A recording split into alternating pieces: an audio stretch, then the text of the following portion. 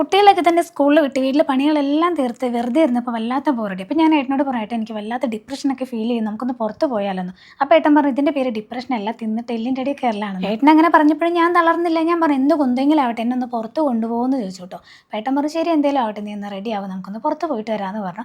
അങ്ങനെ ഞാൻ പെട്ടെന്ന് തന്നെ ഞാൻ ഒന്ന് റെഡി ആവുക. അങ്ങനെ എൻ്റെ ഈ തട്ടിക്കൂട്ടി ഹെയർ സ്റ്റൈലൊക്കെ തന്നെ കഴിഞ്ഞ ഡ്രസ്സൊക്കെ തന്നെ ചേഞ്ച് ചെയ്ത് വന്ന് നോക്കുമ്പോഴത്തേക്ക് എൻ്റെ ഫേസിൽ ഫുൾ ഇങ്ങനെ ഓയിലാട്ടോ.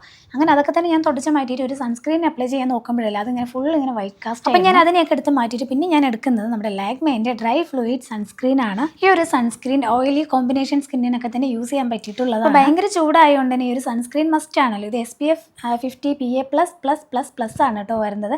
പിന്നെ ഇത് 5 സെക്കൻഡ്സിൽ ഇത് അബ്സോർബ് ചെയ്യുന്നുണ്ട്. വൈറ്റ് കാസ്റ്റ് ഇല്ല, ഒട്ടും ഓയിലി അല്ല, അടിപൊളി സംഭവം. അപ്പോൾ ഞാൻ ഇതെല്ലാം തന്നെ എടുത്ത് നമ്മുടെ ഫേസിലൊന്ന് അപ്ലൈ ചെയ്ത് കൊടുക്കുന്നുണ്ട്. പിന്നെ അത് 1% സെറാമിക് കോംപ്ലക്സ് ഉള്ളതുകൊണ്ട് തന്നെ നമ്മുടെ സ്കിൻ ഉണ്ടല്ലോ, നമ്മുടെ ഫേസ് നല്ല ഹെൽത്തി ആയിട്ട് നല്ല ഗ്ലോ ആയിട്ടിരിക്കാനൊക്കെ തന്നെ ഹെൽപ്പ്. അപ്പോൾ പ്രോഡക്റ്റ് ഞാൻ താഴെ ടാഗ് ചെയ്തേക്കും. അപ്പോൾ നമ്മളത് റെഡി ആയി കഴിഞ്ഞിട്ടുണ്ട്. ഇനി ഞാൻ ഏട്ടൻ്റെ കൂടെ പുറത്ത് പോയി കറങ്ങി തിരിഞ്ഞ് വരാൻ. പോട്ടെ, ബൈ.